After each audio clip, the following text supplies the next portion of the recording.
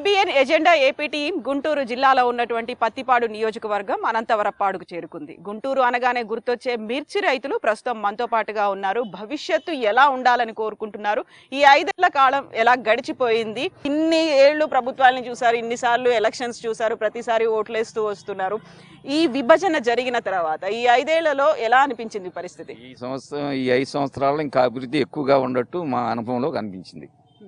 మేము వయసు పెద్దవాళ్ళమి, రిటైర్మెంట్ అయినప్పటికి కూడా ఇవాళ పరిస్థితి, ఇవాళ మన గవర్నమెంట్ కూడా అందరికి కూడా సక్రమైనటువంటి అనుకూలమైనటువంటి పరిపాలన చేస్తున్నాడని మేము అభిప్రాయపడుతున్నాం. రైతులుగా మీరు కోరుకునేది ఏంటి? ఆ మార్పు అనేది మీకు ఇప్పుడు కనిపించింది అనిపిస్తుందా? ఎలా ఉంది మీకు?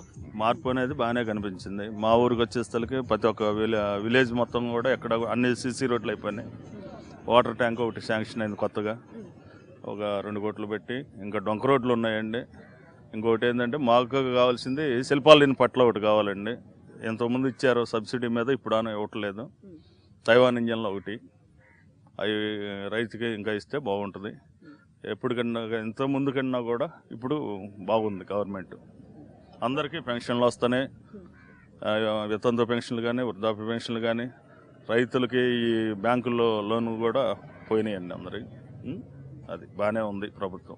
ఇప్పుడు సంక్షేమ కార్యక్రమాలు కావచ్చు, స్కీములు కావచ్చు, రైతులందరికీ చేరాలనుకున్నా అందరూ లబ్ధిదారులకి అవి చెందుతున్నాయా, లేకుంటే అనర్హులో వాళ్ళకు కూడా వెళ్తున్నాయి అంటారా? ఎలా ఉన్నాయి? లబ్ధిదారులందరికీ బాగానే చెందుతున్నాయి అండి. ప్రభుత్వం వచ్చాక రైతులని బాగా ఆదుకుందండి. సూక్ష్మ పోషక పదార్థాలు సబ్సిడీ మీద 100% రాయితీతో జింకు, బోరాను ఇచ్చింది. రైతు రథం ట్రాక్టర్లు ఇస్తుంది, రోడ్లు బాగా చేస్తుంది. మద్దతు ధరకి కొంత సెంట్రల్ గవర్నమెంట్ ఇది చేయకపోయినా కానీ, సకారం చేయకపోయినా కానీ నేడు కొనిపించిందండి మినువులు అయ్యి. కాకపోతే ఇంకా మినువులు ధర తక్కువగా ఉన్నాయి, ఇంకా చేయూతనివ్వాలని కోరుకుంటున్నాము. ఇప్పుడు ఈ మిర్చి మీద కూడా సెంట్రల్ గవర్నమెంట్ జిఎస్టీ పెడుతుందండి. ఆ జిఎస్టీ వల్ల 4%, 4-5% జిఎస్టీ పెట్టారనుకోండి, 8,000 మిర్చి అమ్మితే 8,400 మా దగ్గర తగ్గించే కొంటారు. మిరపకాయలు అంటే రైతులు పండించిన మిరపకాయల మీద కూడా జిఎస్టీ వేస్తే మరి అది మేము ఎకరానికి 20 గంటలు పండించామనుకోండి, 2 10,000 రూపాయలు మేము లాసిపోయినట్టే కదా. సెంట్రల్ గవర్నమెంట్ అది దృష్టిలో పెట్టుకోవాలా. రాష్ట్ర ప్రభుత్వం మటుకి పెన్షన్లు కానీ, రైతు రుణమాఫీ కానీ, ఒకటను ఈ క్రాప్ లోన్ మీద తీసుకున్న వడ్డీ కొద్దిగా కొంత వడ్డీ రాయితీ మాఫీ పోవట్లేదండి. కొన్ని బ్యాంకులు వస్తున్నాయి, కొన్ని బ్యాంకులు పెట్టలేదు. అవి కొద్దిగా కరెక్ట్గా చూడాలనుకుంటున్నాము. ఇప్పుడు ఎన్నో ఏళ్లుగా మీరు ఎదురు చూస్తున్నారు, గుంటూరు ఛానల్ కనుక వస్తే మీకు నీళ్లు కూడా దొరుకుతాయి అనేది. దానికి సంబంధించిన పరిస్థితి ఎక్కడి వరకు వచ్చింది గుంటూరు ఛానల్ ఏర్పాటు అనేది? అది పెదనందిపాడు దాకా పోటించుకోవాలని వాళ్ళు అభిప్రాయపడుతున్నారండి. మాకు ఈ దగ్గరలో ఇంజనపాడు, చింతపిల్లిపాడు దాకా ఇబ్బంది ఏం లేదండి. ఇంకా పైకి పెంచాలని కోరుతున్నారు. ఇది అంటే ఎప్పుడు ఆగదని, వాటరు గుంటూరు ఛానల్ అనేసరికి ఎప్పుడు ఆగదు, ఎక్కువ వస్తూ ఉండిద్దని అడుగుతున్నారు. అది ట్రాక్టర్ల మీద ట్యాక్స్ ఒకటి ఎత్తేసారండి, అది ఒక మంచి అభిప్రాయం. ఇప్పుడు రాష్ట్ర విభజన జరిగిపోయిన తర్వాత ఇప్పుడు హైదరాబాద్ ఆనుకునే గుంటూరు ఉంటుంది, పెద్ద దూరం తేడా కూడా ఉండకపోయేది. ఎలా ఉంది పరిస్థితి గుంటూరుకి ఇప్పుడు విభజన జరిగిన తర్వాత? విభజన జరిగిన తర్వాత బాగానే ఉందండి. పెద్ద హైదరాబాద్ లేని లోటు అలాంటిది ఏం లేదనిపిస్తోందా? లోటు లేకుండా ఎట్టుండిద్దండి, అక్కడ అన్ని సంపదలు అన్నీ అక్కడే ఉండవు కదా మనకి. ఇక్కడ మరి లోటు బడ్జెటే కదా, అది లోటు తేడాగానే ఉండిద్ది కదా. కానీ లోటును సో ఇప్పుడు 5 ఏళ్లలో అదేమన్నా లోటును పూడ్చుకోగలిగారు అనిపిస్తుందా? ఈ ప్రభుత్వం ఏమన్నా హైదరాబాద్ లేని లోటు, లేకపోతే మీరు అనుకున్నట్టుగా లోటు బడ్జెట్ తో వచ్చింది, రెవెన్యూ లోటు అనేది కనిపించింది, వాటన్నిటిని ఈ 5 ఏళ్లలో ఈ ప్రభుత్వం పూడ్చుకోగలిగిందా? కొంతవరకు పర్వాలేదండి, బాగానే చేస్తున్నాడు. ఇబ్బందులు ఉన్నా కూడా నెట్టుకు రాగలుగుతున్నాడు కదా, కొంతవరకు పర్వాలేదు. ఇప్పుడు మీకు రైతులుగా మీరు ఏదన్నా ఎజెండాని పార్టీల ముందు పెడదామనుకుంటే ఏం పెడతారు? ఏ అంశాలని మీరు పార్టీల ముందు ఉంచితే బాగుంటుంది అనుకుంటున్నారు? వాళ్ళు ఏమైనా చెప్పుకోనివ్వండి, వాళ్ళని చెప్పుకునే హామీలు వాళ్ళని చెప్పుకోనివ్వండి, బట్ రైతులుగా ఇక్కడ ఉన్నటువంటి ఓటర్లుగా మీరేం చెప్తారు వాళ్ళకి? గిట్టుబాటు రావాలని కోరుకుంటాం అంతే, ఇంకా గిట్టుబాటు ధర కావాలని. ఇప్పుడు మీరు విలేజ్లో పాలిటిక్స్ గురించి కూడా మాట్లాడుకుంటుంటారు కదా, ఈ రచ్చబండ మెయిన్ పాయింట్ అంటే అన్నిటి గురించి మాట్లాడుకుంటారు. ఇప్పుడు ఎలక్షన్స్ కూడా వచ్చేసాయి కాబట్టి పాలిటిక్సే మెయిన్ ఉంటాయి. ప్రస్తుతం రాష్ట్రంలో ఉన్నటువంటి పరిస్థితులు, పక్క రాష్ట్రాలు, కేంద్రంతో ఉన్నటువంటి పరిస్థితులు చూసుకుంటే నెక్స్ట్ ఎవరుంటే బాగుంటుంది అనేది మీకు అనిపిస్తోంది? ఒక సమర్థవంతమైన నాయకుడు అండి చంద్రబాబు నాయుడు గారు. ఒక 40 ఏళ్ల రాజకీయ చరిత్రలో అనుభవం గల నాయకుడు. అనుభవం లేని నాయకుడికి పరిపాలనకి చాలా తేడా ఉండిద్ది. అందువల్ల మళ్ళీ ఆయన చంద్రబాబు నాయుడు నాయకత్వంలో మళ్ళీ రాష్ట్రం అభివృద్ధి చెందిద్దని మా నమ్మకం. ఇంత లోటు బడ్జెట్ ఉన్నా కానీ కేంద్ర ప్రభుత్వం సహకరించకపోయినా కానీ ఇన్ని సంక్షేమ పథకాలు కానీ ఏ రాష్ట్ర ప్రభుత్వం మన భారతదేశంలో మిగతా రాష్ట్రాలతో పోల్చుకుంటే మన రాష్ట్రంతో జరిగిన అభివృద్ధి ఏ రాష్ట్రంలో జరగల. దానికి కారణం ఏంటంటే ఒక చంద్రబాబు గారి అనుభవం, ఆయన నాయకత్వ లక్షణాలు, ఆయన యొక్క అనుభవం తీరే ఈ రాష్ట్రం అభివృద్ధి చెందడానికి. కానీ మనం హైదరాబాద్ కాకుండా తాత్కాలికంగా సెక్రటరీలు కట్టుకున్నా, హైకోర్టులు కట్టుకున్నా ఆయన చేయగలిగాడంటే దానికి కారణం ఆయన ఒక గొప్పతనం, ఆయన యొక్క అనుభవం అని మేము ఆశిస్తున్నాం.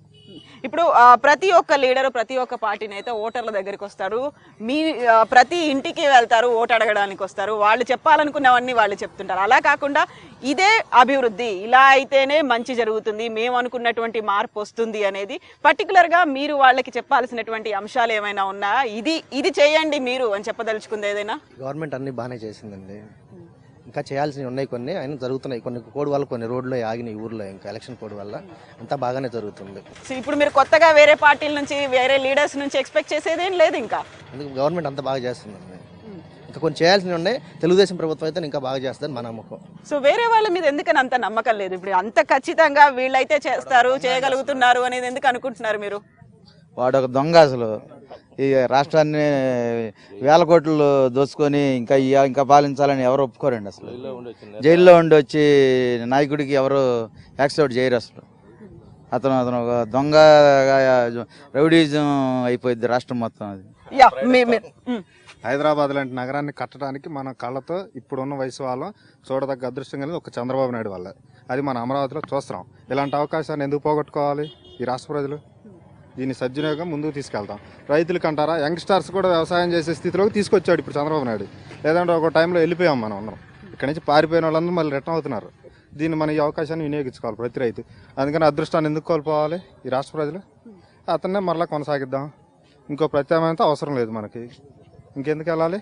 ఇప్పుడు రైతులుగా మీ అభిప్రాయం ఇదేనా, లేకపోతే ఇక్కడ ఊర్లో ఉన్నటువంటి ప్రతి ఒక్క ఓటర్ ఇదే కోరుకుంటున్నారు? అంటే ఒక్కొక్క వర్గానికి సంబంధించి ఒక్కొక్క అభిప్రాయాలు ఉంటాయి. వాళ్ళ దృష్టిలో భవిష్యత్తు లేకపోతే అభివృద్ధి అనేది వాళ్ళ దృష్టిలో డిఫరెంట్ గా ఉంటుంది. సో అందరూ ఏం కోరుకుంటున్నారు? ప్రతి వర్గానికి న్యాయం చేస్తూ ప్రతి ఒక్కరు కార్పొరేషన్ ఉంది. అన్ని వర్గాలను సాటిస్ఫై చేయగలిగితేనే కార్పొరేషన్ పెట్టగలిగింది. మరి ముందుకు వెళ్తున్నాం కదా అన్నింటిలో న్యాయం చేసుకుంటూ. ఎక్కడో హైదరాబాద్ నుంచి వచ్చి మనం ఇప్పుడు అమరావతిలో ఉంటున్నాం. అలాంటి పరిస్థితుల్లో కూడా దేశంలో ఎక్కడా లేని కార్పొరేషన్లు అన్నింటిని మనం ఇక్కడ చూసుకుంటున్నాం. పక్క రాష్ట్రంలో ఎక్కడా లేవు. మరి అమలు చేస్తూ ఇన్ని తీసుకెళ్తున్నామంటే మరి ఆయన పెద్ద కొడుకుగా ఈ రాష్ట్రానికి అలా ముందుకు తీసుకెళ్తున్నాడు. ఇంకా అతను ఎందుకు పోగొట్టుకోవాలి? అతనికి ఇంకో మరో 30 సంవత్సరాలు మనం అవకాశం కల్పించాలి. కోల్పోవాలనుకున్నాడు అది దురదృష్టవంతులు అవుతారు. వాళ్ళు నష్టపోతారు. దానివల్ల కుటుంబం నష్టపోద్ది. కుటుంబం అంటే ఇక్కడ ఆంధ్రప్రదేశ్, అది నష్టం జరిగిద్ది. మీరే చూస్తూ ఉన్నారు. 16 నెలలు జైల్లో వచ్చిన వ్యక్తికి ఇక్కడ తీసుకొచ్చి పోల వర్షం కురిపిస్తున్నారు. మనకు కావాల్సిన 40 సంవత్సరాల ఎక్స్పీరియన్స్. మనకు జైల్లో ఉన్న వ్యక్తులతో మనకేం పని? అవునా కదా? సో ఒక్కొక్క ఛాన్స్ వాళ్ళకి, కొత్త వాళ్ళకి కూడా ఇచ్చి చూద్దాము అనే ఆ థాట్ కూడా రావట్లేదు అసలు మీకు? అలాంటి అవకాశం బాబు గారికి కల్పించట్లే ఇంక ఎదుటి వాళ్ళకి ఎవరికి. ఇంకా అలాంటి అవకాశం రాదు కూడా బహుశా. జైల్లో వ్యక్తులకి వెళ్ళి మీరు ఎలా కలిసి వస్తారు? థ్యాంక్ యూ సో మచ్ అండి. భవిష్యత్తు అంటే ఏంటో, అభివృద్ధి అంటే ఏంటో మాకు ఒక క్లియర్ పిక్చర్ అయితే ఉంది. మేము ఒక క్లారిటీతో ఉన్నాం. ఎవరి వల్ల అభివృద్ధి జరుగుతుంది అనేది, ఎవరికి మా ఓటు వేయాలి అనే నిర్ణయాన్ని మేము తీసుకున్నామని చెప్తున్నారు అనంతవరపాడులో ఉన్నటువంటి రైతులు.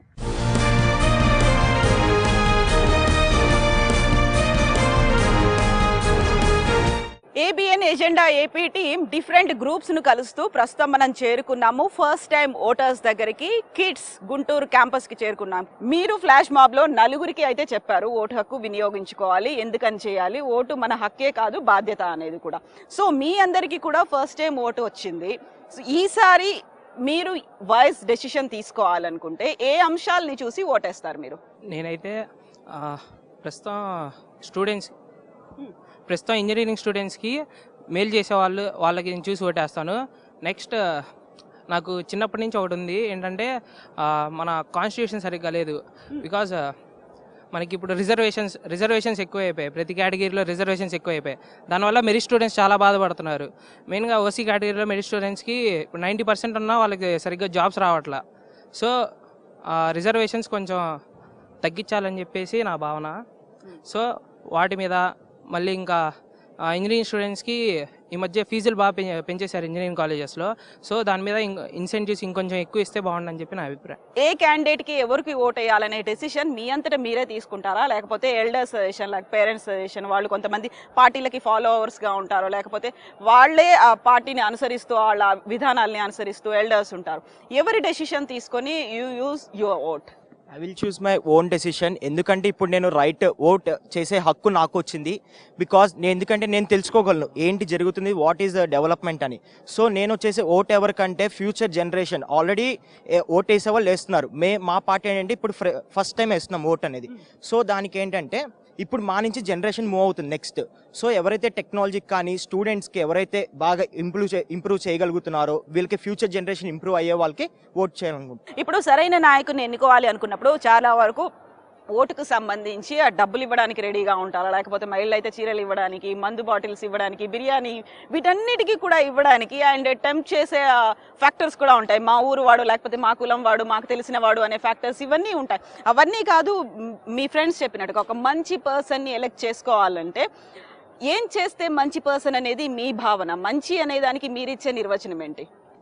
మంచి అంటే అసలు ఫస్ట్ ఆఫ్ ఆల్ ఓటు అంటే మన చేతిలో ఉండే ఒక యంత్రం. ఫ్యూచర్ని ఎలా డిసైడ్ చేసుకోవాలో మన చేతిలోనే ఉంటుంది. సో దాన్ని మనం ఎలా చేసుకోవాలంటే మనకి ఎవరైతే మంచి చేస్తారో వాళ్ళనే ఎంచుకోవాలని అనుకుంటాం. మంచి అంటే ఒక క్యాస్ట్ని చూసే కాదు, మీరు అన్నట్టే మహిళలకి అది ఇచ్చి అనేది కాదు. మనం ఒక ప్రాస్పెక్టివ్ వేలో వెళ్తాం కాబట్టి ఒక మంచి అంటే ఆయన చేయగలడు అనే నమ్మకం నాలో ఉంటే నేను అతనికి ఓటేస్తాను. ఇప్పుడు పార్టీలు లీడర్లు ఏవేవో హామీలు తీసుకొస్తారు, మేనిఫెస్టోలు పెడుతుంటారు, వాళ్ళు ఏం చేస్తామనేది వాళ్ళు చెప్తుంటారు.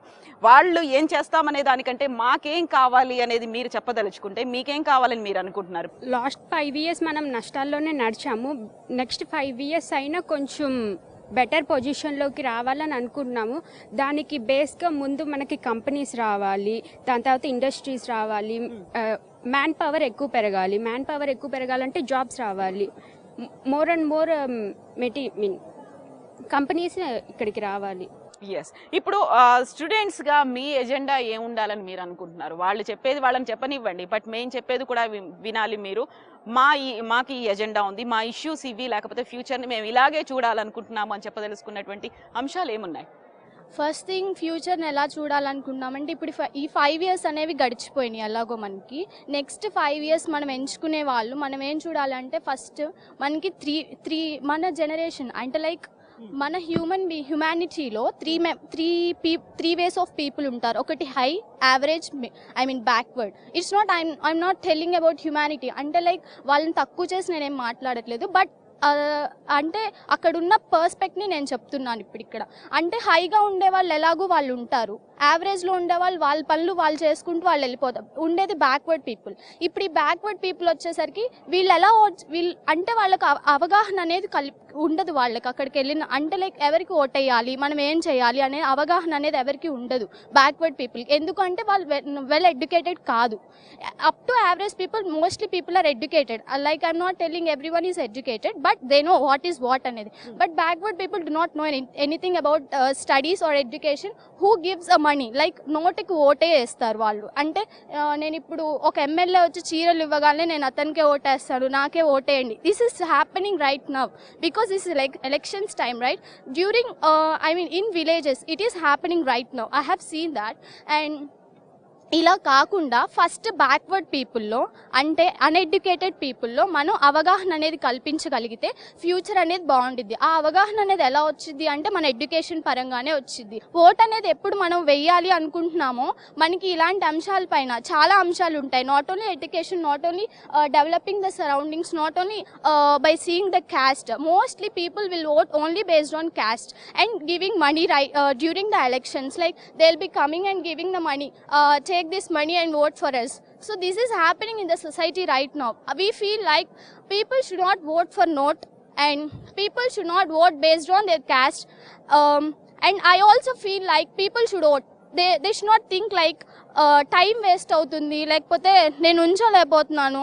వై మనం ఎందుకు పుట్టాము, మనకు ఉందే ఒకటి ఓటు హక్కు ఎందుకు ఓటు హక్కు అనేది only for questioning. We have only one human, only a human being has a right to question the government, but not others, right? Because if a political leader comes and questions the CM, he may take off them, right? But only a human being, common people have a right to question. To question that, we need to vote right now.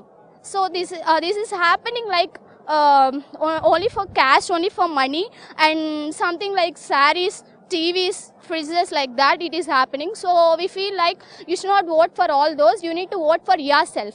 Yes, thank you so much. మొత్తానికి అయితే మన vote హక్కు కేవలం హక్కు మాత్రమే కాదు, ఒక బాధ్యత కూడా.